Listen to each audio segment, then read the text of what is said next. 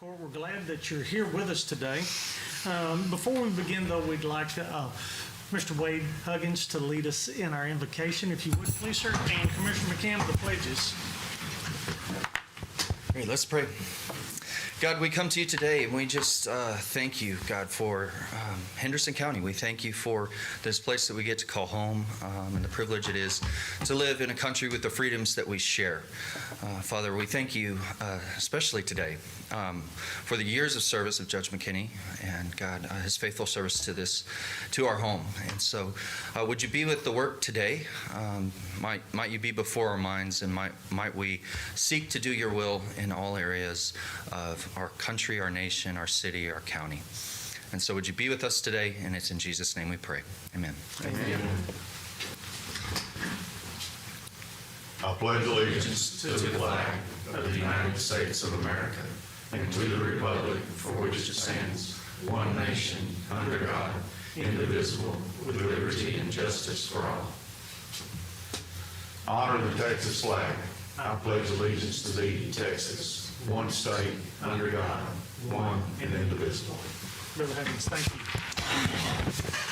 Well, again, good morning and welcome. We do have a quorum, so we will call this meeting to order at 9:04. Are there any citizens' comments? No, sir. At this time, there are no court announcements, so we'll move to item 1, which is presentation and update from the East Texas Community Clinic and a current status on UT Health in Athens. And this morning, Court, as you know, we have our good friend Dr. Kern and Buddy Daniels with UT Health. Good morning, gentlemen. Thanks, Judge. We appreciate the opportunity to share some information with you all. Just to remind you, East Texas Community Clinic started in 2020, in May of 2020. Started seeing patients in Gun Barrel. Now we have 3 locations and seeing a lot of folks in Henderson County. Federally qualified. We're a federally qualified lookalike, which is a health center that focuses on Medicaid and the underserved. And we've got some of those in Henderson County, and we've been able to take care of them and make a huge difference in their lives. Lots of great stories, and we'll be glad to share some of those with you as we kind of work along. We've also started a family medicine residency in 2021, graduated our first class last year and our second class this past Saturday, and we have some of those residents here. Glenn's going to give you some information. He is our Chief Executive Officer, Glenn Robinson. He's going to give you some information about the clinic right now. And then Dr. David, who is the program director for our residency program at UT, is going to share information about our residents and a couple of graduates you're going to meet that are staying in our community, which we're really excited about. These people are going to take care of me, you know, and that's good news.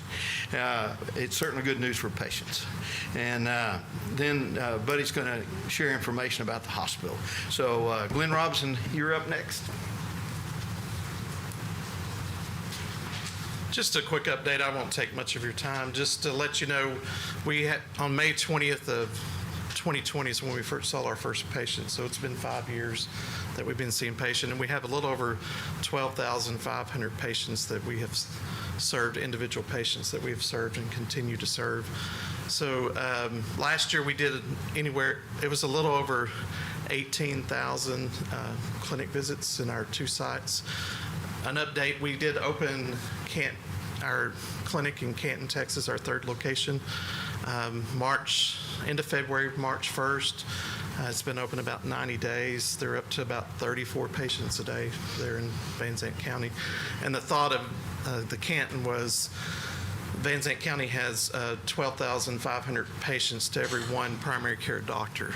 So Henderson County is about 3,900 to 1. So they're about 4 times in the medical unmet need there. So it's also a place where there's lack of maternity and prenatal care. So our physicians and hopefully our residents will soon be going up there doing prenatal care with hopes to bring those deliveries back to our hospital here in Henderson County. So exciting times there. We were recipient of a Department of State Health Services, the state incubator grant to open that clinic up there. We were awarded $1 million to help cover salaries for the first year and a half of that opening there, so that was great. The state did approve the incubator grant and expansion grant this year in this session, so we'll be applying for a $650,000 grant to expand an additional provider and also a pharmacy. So this will be a 340B pharmacy, which is, call me after times, it's a long conversation on that. But essentially what it'll do is provide the underserved and our patients ability to get their medications. And we'll get it at a reduced rate due to the rules and regulations of the 340B farm. So that will be coming up. We do have plants. I will say that we do not have in the Foresight.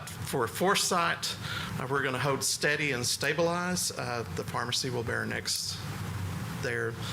We do have, as Dr. Curran had indicated, one of our graduating resident physicians joining us, and one will be joining our partners across the way at Lakeland. So it's great times. I could talk all day, but it's headed in the right direction, and we're continuing to grow, continue to argue with the insurance companies on credentialing, so we will continue to see everyone and continue to take care of our patients in the community. So if anybody has any questions, I'll be glad to answer any specific questions. Or so. Corey? You talked about number of patients seen. Could you repeat that? How many y'all? Last year? Yes, sir. Last year, it was around 18,500 clinic visits. So over the 5 years, we've had 12,500 patients that we've actually touched. With the AMA, the American Medical Association, defines a patient as 3 years. So we have probably active patients around 9,000 to 10,000 active patients that are still, that weeds out the little ones that comes in just for a cold. Or, when you think about that, that's 10% of the county population. yes, it's grown and it shows the need. Our Gun Barrel City office was our first one, so there was definitely a need there. And I suspect that number to even jump as we continue in Van Zandt County for that deficiency there, for that unmet medical need there. So. But I'll keep updating you. Every time I'll update you on the progress. But it's definitely a positive curve, and it's headed the right direction. So there's definitely not a decline in the demand. So with the residency program, we're filling the primary care physicians' positions so we have the supply with the demand, so we'll kind of meet that. So Where do the patients now go that for pharmaceutical needs?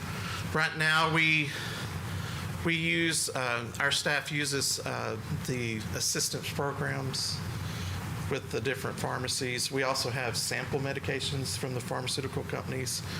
A lot of times we try, a lot of the prescriptions are on the $3, $4 plan.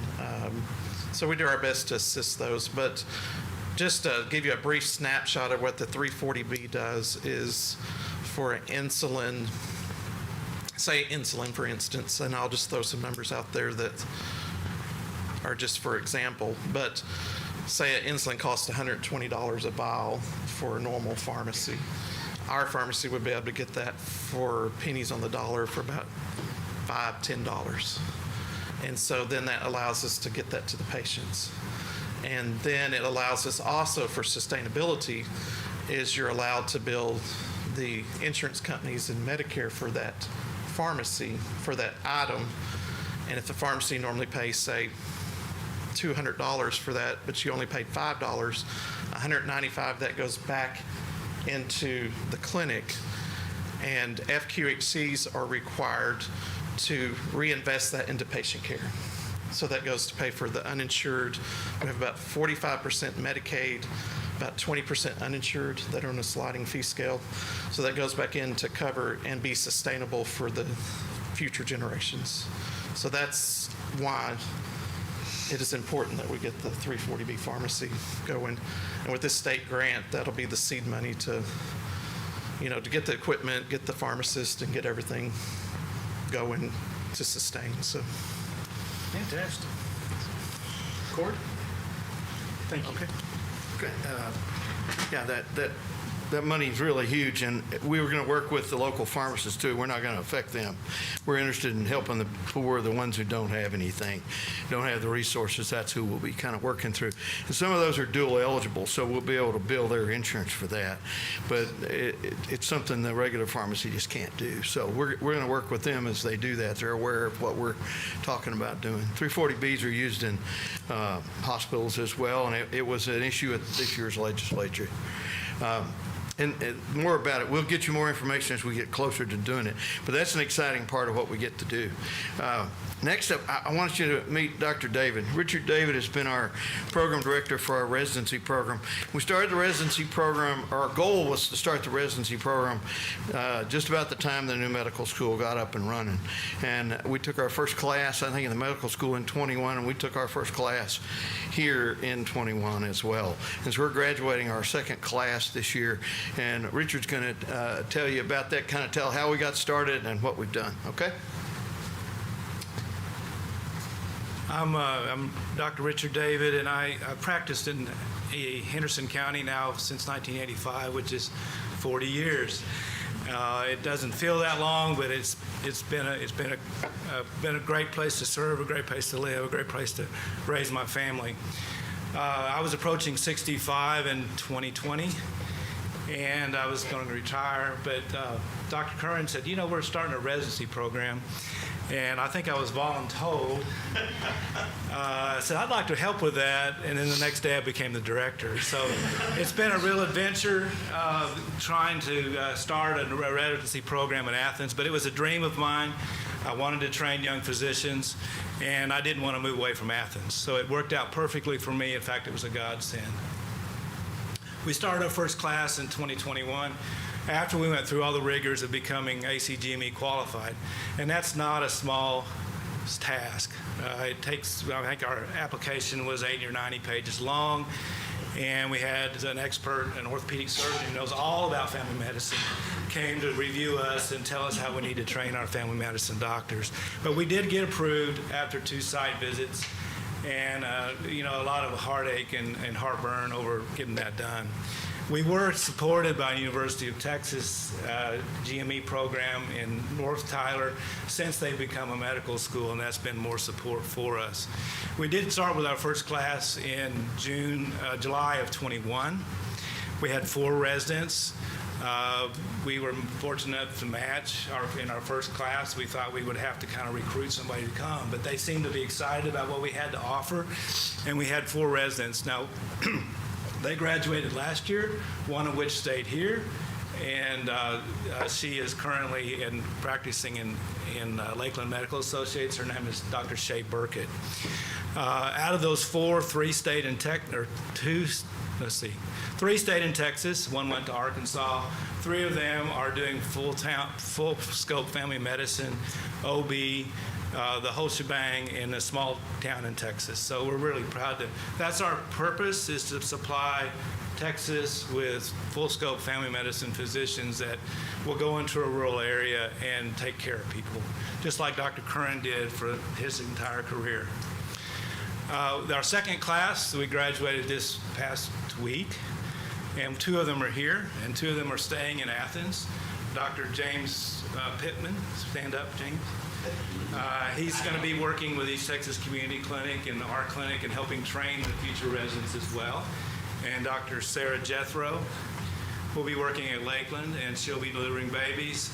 She'll also be helping train our residents, as Lakeland Medical Associates is a large part of our faculty. They teach our residents in the clinic. They teach our residents in the L&D, labor and delivery. They teach our residents in inpatient practice in the hospital. So they're largely our faculty, and fortunately they do that as a volunteer largely. And so that was one of the advantages of being here. For 35 years, I had some connections, and we were able to marshal our local physicians to teach our residents. We've expanded now from 4 residents in our first year to 18 starting in July 1st. So we have 6 residents per year, and they stay 3 years at a time. And these are, some of y'all have pictures of our recent, these are our recent interns. They're starting on July 1st. They're currently been here for 2 weeks, orienting to Athens and to Texas. So out of our 8 graduates, we have had 6 of them stay in Texas, and 5 of them are doing a full scope OB. So I figure that's a pretty good success, and we anticipate that that'll increase with the years that come. We hope to place them in local East Texas. University of Texas Health is recruiting them to work in their program, and also East Texas Community Clinic and Lakeland are also working to recruit them to stay in this general area, supply help, and take care of us as we get older. As we know, the baby boomers are getting older, and it's going to require a lot of a workforce, and that's part of our goal.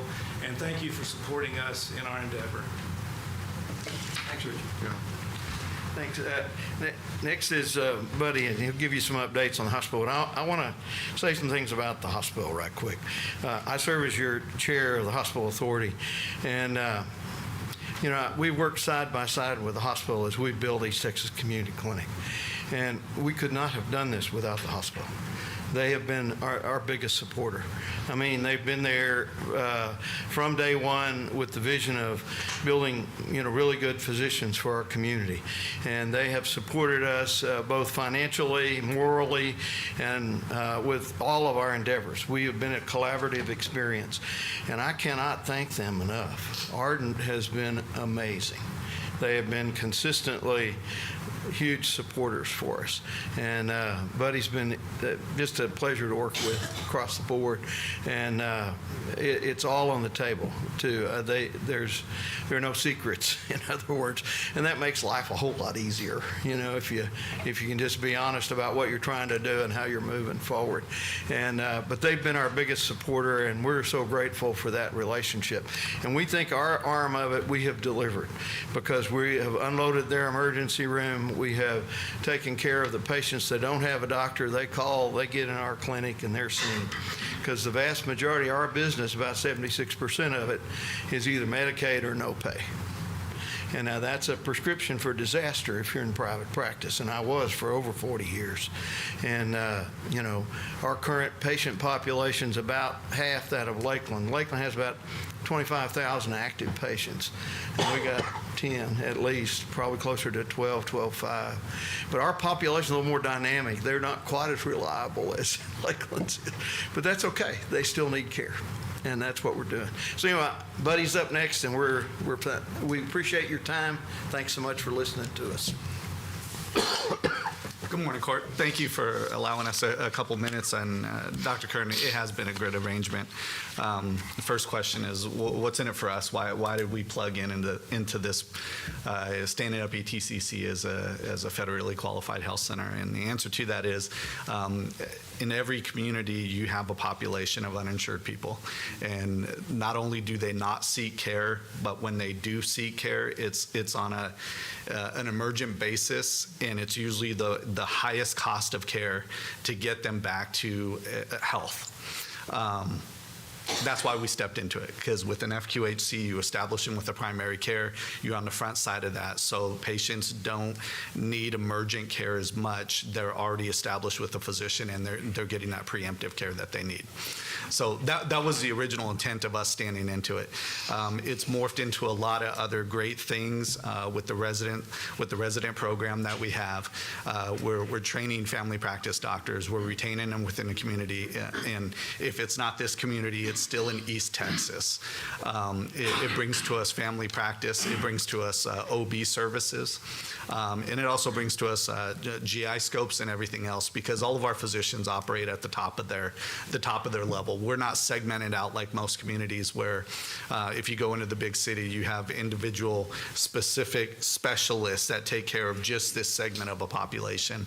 Ours is very broad scope, and that's what it takes to take care of a rural community. So it's been a real winner and pleasure to work with everyone. And to give you just an idea about how some of it works, so ETCC being Dr. Curran, they really train all of our residents in how to run an outpatient practice. How do you see patients every day? How do you establish patients? How do you keep them working through the continuum of care? Lakeland comes in and does a lot of the inpatient training. So when you're hospitalized, they do the training of our residents on how you take care of the inpatient medicine, because it is different than your preemptive care on the outpatient side. And then from our standpoint as a hospital, we get to establish with two separate entities, because a lot of times hospital owns the physicians or it's part of their physician group. Neither Lakeland or ETCC are our employees. That is different. We do have UT Health physicians, but most of them on the specialist side, whereas the primary care are both independent. So this is a unique arrangement where you have three separate entities all working together to improve the community health in total. To give you a little update in terms of where the hospital is going, with great pleasure, we announced that we did 2 weeks ago, we started off Da Vinci robotic surgery. So now general surgery, urology, and GYN surgeries are happening robotically at our hospital. So we've stepped into a new age. That's where we had planned for 2025. We have planned to grow it, establish it, and recruit physicians in, because we're having a hard time finding new younger physicians out because they're robotically trained and we didn't have robotic medicine here at our hospital. So this is where the future goes. This is how we recruit more specialists within our community. So that's 2025. 2026, we plan on standing back up our cath lab. We transfer about 100 patients out of here a month in terms of cardiac care that we have to send away, and we want to keep those patients here locally. So next year, I'll stand back here and I'll give you an announcement that we're going to stand back up our cath lab and run with it. Except our current residents are sitting in our cath lab the way it sits within the hospital now. So we also have parallel working to it, and it won't be available till 2027. But the residents are going into a professional office building. We're out of space, just plain and simple. We're out of office space. So Lakeland continues to grow. They're recruiting more and more providers. ETCC continues to grow. They're recruiting more providers, and we are just out of office space to house any of them. So we plan on building about a 60,000 square foot professional office building. Lakeland will move into there. ETCC will move into there. And then we plan on moving our OBGYNs who are on the UT side also into there and creating a women's center. So you have one space to go, and all the physicians can actually deliver women's care within that service right next to the hospital. It moves them out of that cath lab space so we could stand back up the cath lab space and continue to grow in the communities. So that's the professional office building here. We also, our expansion out at Cedar Creek Lake has morphed into a different area as well. So we outgrew that emergency department 5 years ago. We need more space. We're going to do an add-on to the current building to bring it up to 20 unique beds within the emergency department. We need to update our radiation technology, so that's our radiology department. And we need to also update our lab and give them more space because it's a full outpatient center. Within there, the clinic actually needs more space for providers out in Cedar Creek Lake. So we're going to do a developer funded, much like what we're doing with the POB, to create a new MOB out there to house more physicians, because our recruitment pipeline will shut off if we don't have more space. And then we're going to shell out an ASC, and that's an ambulatory surgery center, and start taking surgeries up to Cedar Creek Lake so that we could keep the community of Gun Barrel and the surrounding communities all close to home as well and receiving surgery up there. Last but not least is we have morphed over in Chandler as well, because we have a lot of outpatient operations. We're looking at multiple sites in order to expand the outpatient services, including the therapy services, all within Chandler.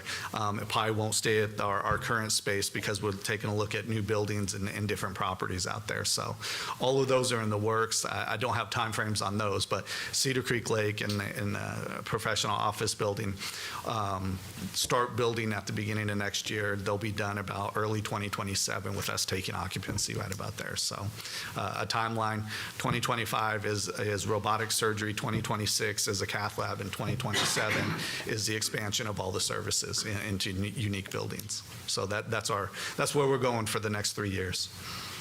Court, questions, comments? This may be for Dr. Curran, but do you feel like that you've made the curve and everything's, proceeding up? I don't know whether you ever do, Commissioner. Right. We think we're in a pretty good place. Our biggest challenge is the unknown. I mean, we just are regrouping on our payment, and we're learning how to do that. We didn't have a clue as to how to put all that together. It's like a lot of federal things, and we're pretty efficient. We've run a really lean machine, and that did not help us with our new payment schedule. So we've had to, scurry around to make sure we continue to get adequate payment from the Fed, and so that's been a challenge. I think there's those, and then we were in line to become a full federally qualified health center with a $650,000 grant, which should have come to us this 1st of July. But with the changes, all the budget's on hold. So none of that's going to happen until maybe, I think, Glenn, we're thinking next year, we hope, after the first year, but we don't know. You just don't know what the budget's going to do. But we do know, the good news is federally qualified health centers are still in the budget. So they're funded. I mean, we're not going away. These things can't go away. There's 78 of us in Texas, isn't that right? And, we're the first one in 15 years. We had a 15-year hiatus. And like Glenn said, we've got funding coming now, not another $40 million that'll be infused into the established federally qualified health centers and the places that need to push new ones up. And our model of care is a model for rural Texas. If you can get a training site for young residents like these two docs, you guys, I wish you could just sit and visit with them. You would be so impressed. I mean, these are really good young docs. They can take care of me very comfortably. And they're really good. And I think that having the environment we have has made them that way, because they're seeing, if you can take care of folks that are challenged socially, then you can take care of anybody, because you have to manage their resources, you have to manage everything for them. And that's okay, it's just the way it is. And it's all worth it at the end of the day. People go through bad times. If you ain't ever been down, just hang on, you're gonna get there someday. And you need people to lift you up and help you. And that's kind of what we're about doing, I think. And for me, it's been an opportunity to give back. I've lived on this place for 46 years, and to be able to do this and give this, I think it's a product the community is going to have for the next 100 years. The one in Waco has been around 50 years now, and they're still going strong, and that's what's going to happen here. You're going to see this is going to be a treasure down the road. And but it's still going to be hard. I mean, it's just like what you do. You think you got it all done and everything looks good, and something bites you on the leg you didn't expect. And that's going to continue to happen.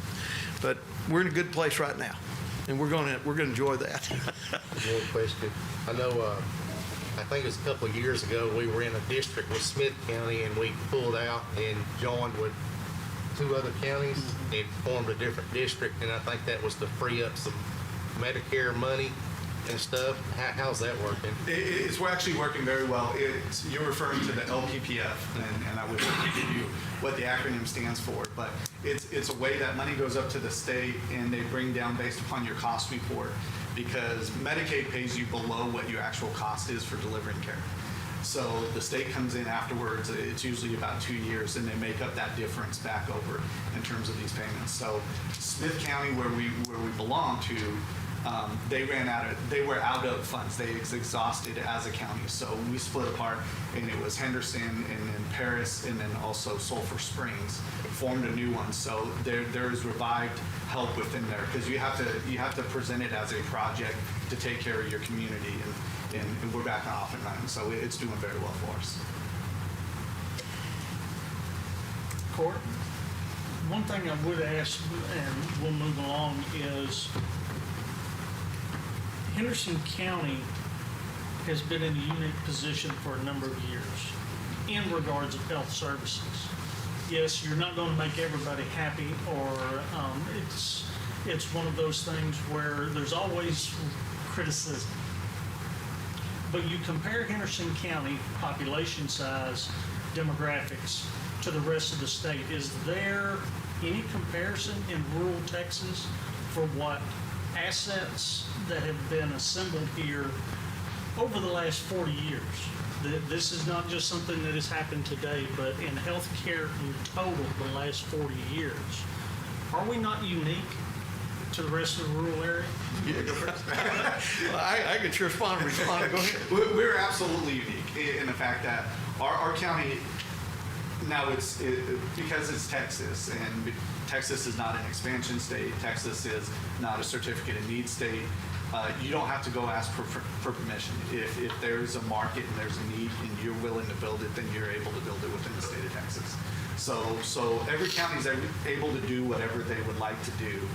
What makes us unique is we were built off primary care. So we started actually at the base of where a care model takes place, where most places your healthcare goes in usually on some sort of specialty. It's usually cardiology, or it's the total gamut of specialty care where they're trying to capture surgery, and then they build down.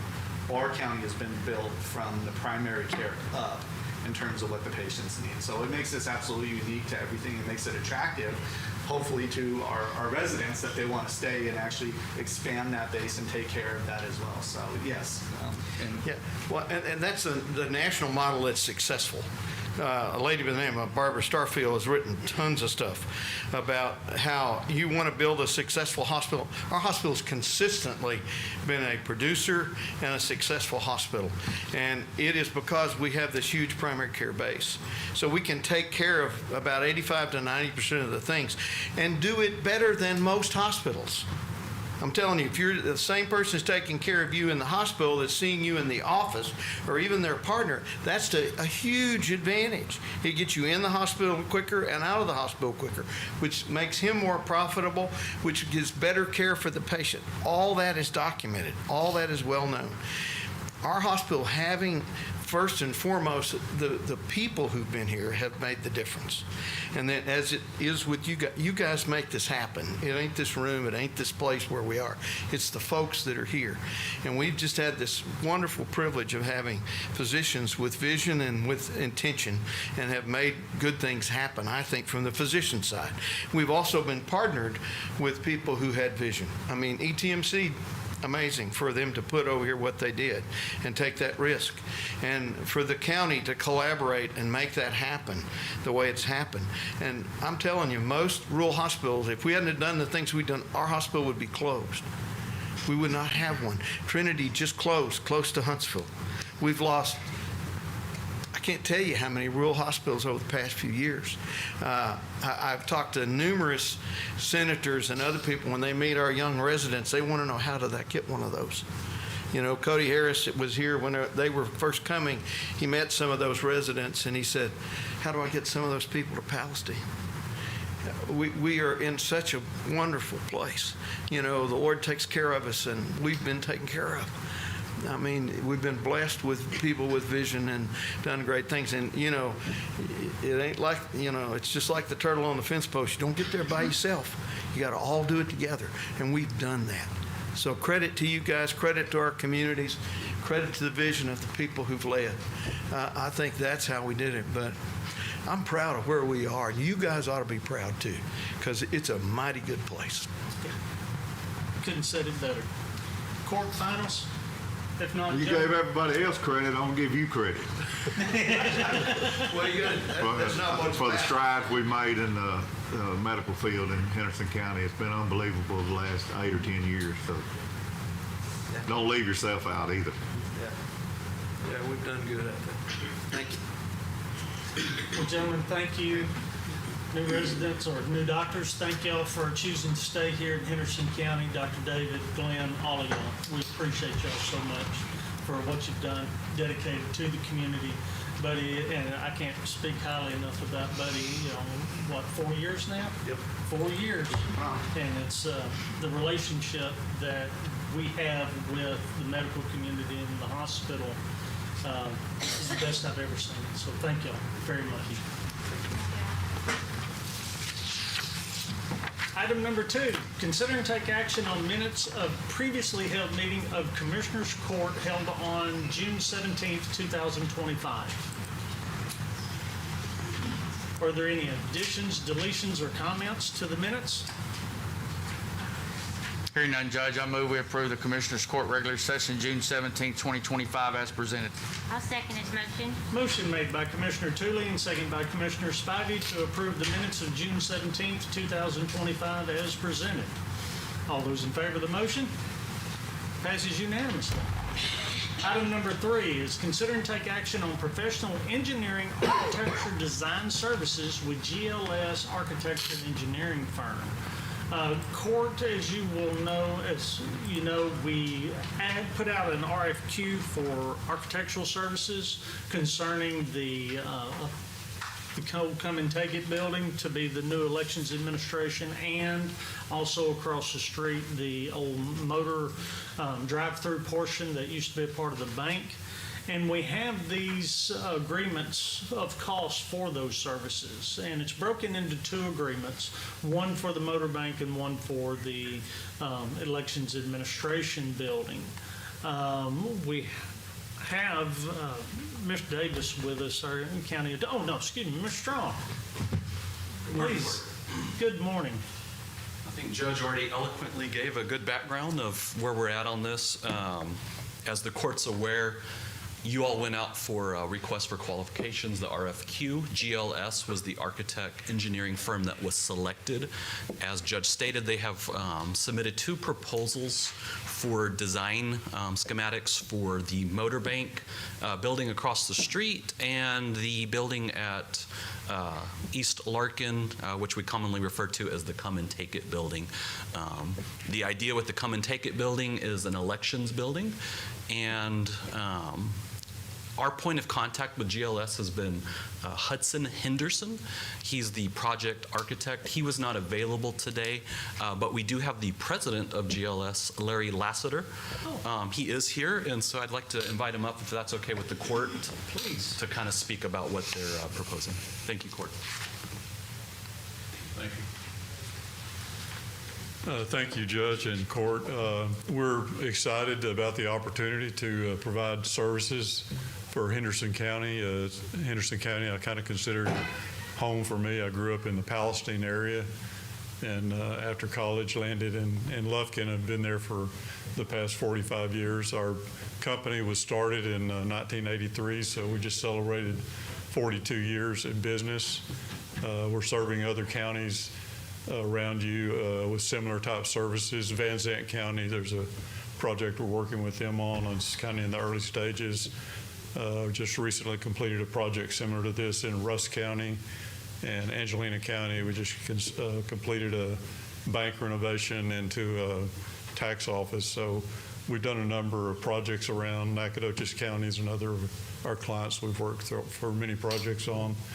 But we're excited about the opportunity to serve you. We have about 100 employees. We've got offices in Lufkin, Tyler, Waco, and Bryan. So we kind of cover the central and east Texas. We're kind of geared towards serving smaller communities, mid-sized towns, and that's kind of strategic in where we've placed our offices. So welcome any questions, and again, we're appreciative of the opportunity to serve you. Thank you. Court, questions?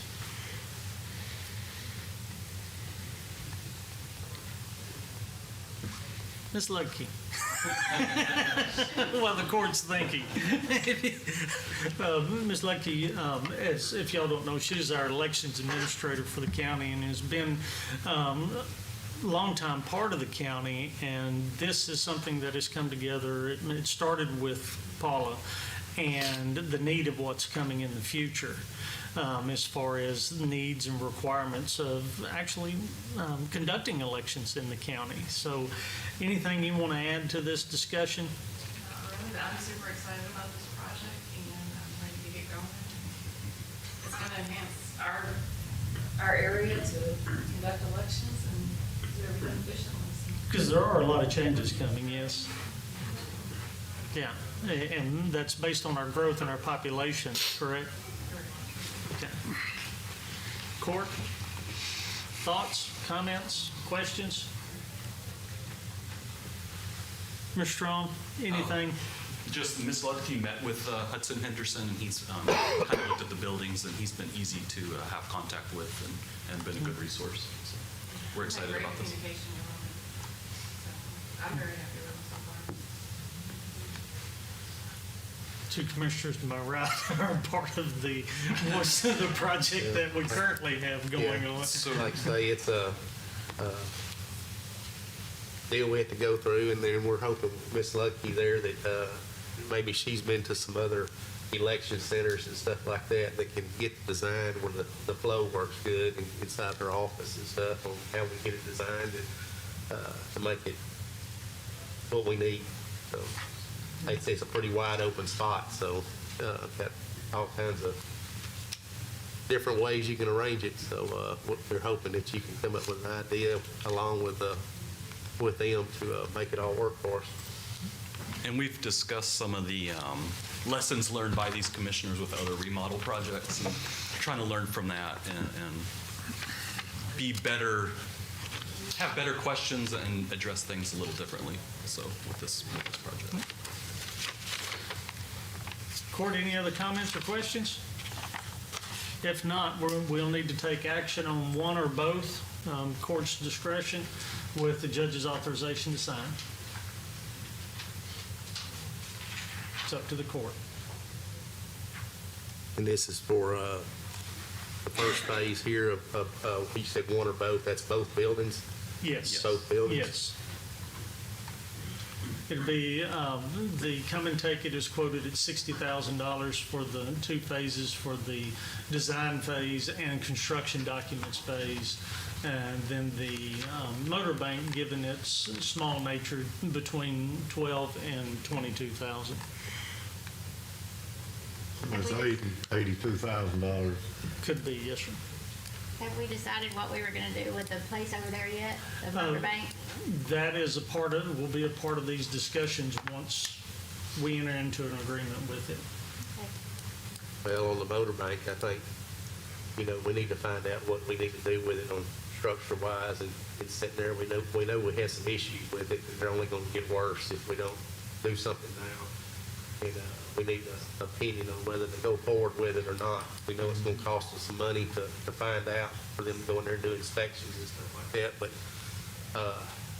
we don't need to just let it sit there and dilapidate. So I think we need to go through with it and find out if it's of any use to us or not. Any further discussion? Entertain a motion. So move to approve with the judge's authorization to sign. I'll second.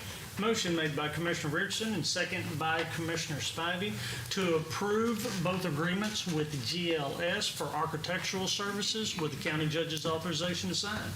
Is there any further discussion? All those in favor? Passes unanimously. Thank you, sir. We appreciate you being here with us and offering you services. Thank you. Thank you. Item number 4, consider and take action on request for discretionary exemption, Appendix U of the subdivision regulations submitted by John and Linda, and I'm going to say wrong, Rago, located in Precinct 2. Commissioner. Yes, Court. Mr. and Mrs. Rigo came to my office, and we kind of discussed different areas that they wanted to deed over to one of their ranch hands. This property is located at 2709 Farm Market Road 2709 and County Road 2904, and they have picked the FM 2709 site. That's 4.76 acres to be given to Stephen and Carrie Thompson. They have done their all their check boxes. Ms. Rigo would be here today, but her husband had a doctor's appointment. So they have done a floodplain study through the Henderson County Development Office and done everything that the Appendix U was set out to do. And we have paid tax receipts, and they have paid their filing fees for the Appendix U. Court questions? Hearing none, entertain a motion. Judge, I move we approve the request for a discretionary exemption Appendix U subdivision regulations submitted by John and Linda Rigo, located in Precinct 2, with the judge's authorization assigned. I'll second the motion. Motion made by Commissioner Tooley and second by Commissioner Richardson to approve the request for the discretionary exemption, Appendix U, and the subdivision regulations submitted by John and Linda Rigo, located in Precinct 2, with the judge's authorization to sign. Any further discussion? All those in favor? Passes unanimously. Thanks, Court. Item 5 is receive financial reports, of which we have none.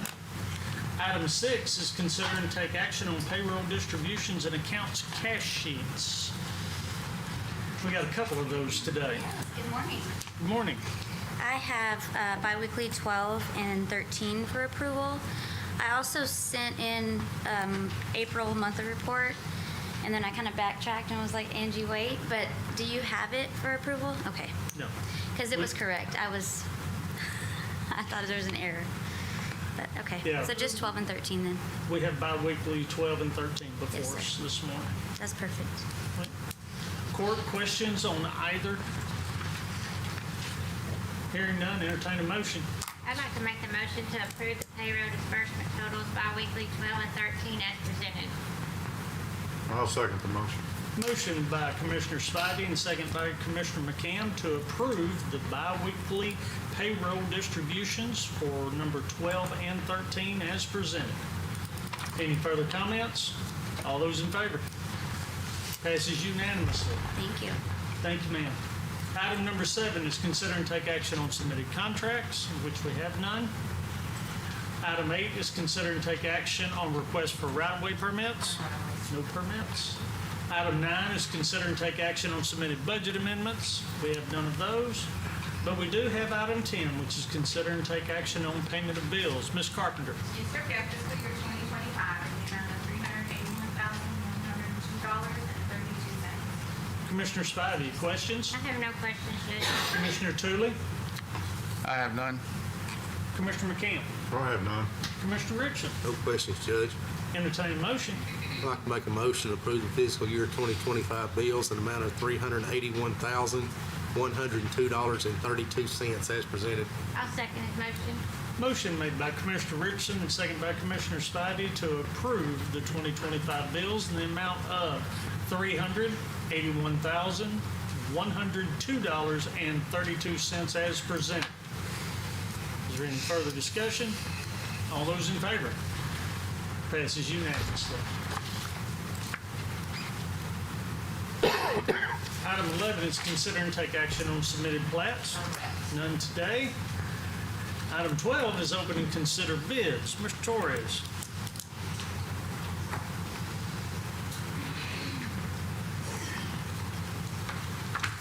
Good morning.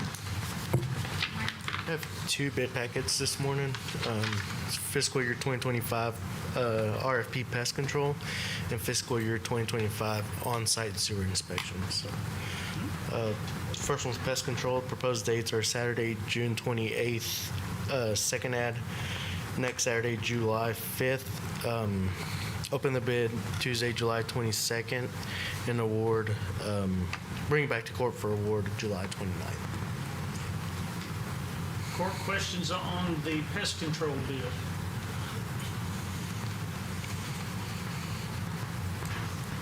Okay, what about the on-site sewer? I have the same dates. First ad this Saturday, June 28th. Second ad next Saturday, July 5th. Open the bid Tuesday, July 22nd, and bring back to court Tuesday, July 29th. Court questions on either?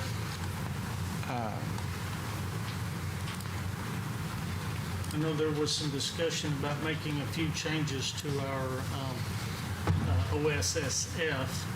Yeah, I didn't know whether I don't we have, find out who our DR is going to be first and then work with them on some rule changes I know, and but stuff where's like the- that if we do decide to sit down and have a workshop on it or not. I Once went all the way down. they know a lot of the rules and laws and stuff that they've been trained on and stuff, so it may be good to sit down with them for a workshop or something, and if we're going to make any changes in the rules that the state allows us to do. That'll have to be done with changes to our ordinance, wouldn't it? When it comes to, as long as the additional services, but we could do amendments to, if we award, we can do amendments, within 30 days after the award, if there's substantial change to what a fee structure What a might fee be. structure may be. But other than that, there's nothing restricting us from changing our ordinance. The only impact would be back on this RFP. Correct? Correct. And I don't think it, any of the rule change would affect the fee structure. I don't think most of the rules on complaints and stuff like that on how they're set up, which some different stuff we'll go through. Okay. Any other questions? Do we have a sheet to who those are going to be sent out to? It's going to be TCEQ's list of who's licensed in there. I don't have, it's a long sheet. I don't Okay. have a full sheet. Okay. Oh, okay. I see it. That's what I was trying to find now. See where you have that at.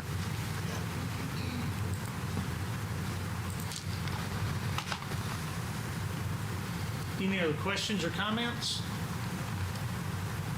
Entertain a motion to approve the specifications for the RFPs for pest control and on-site sewer inspection. So moved to approve. I'll second the motion.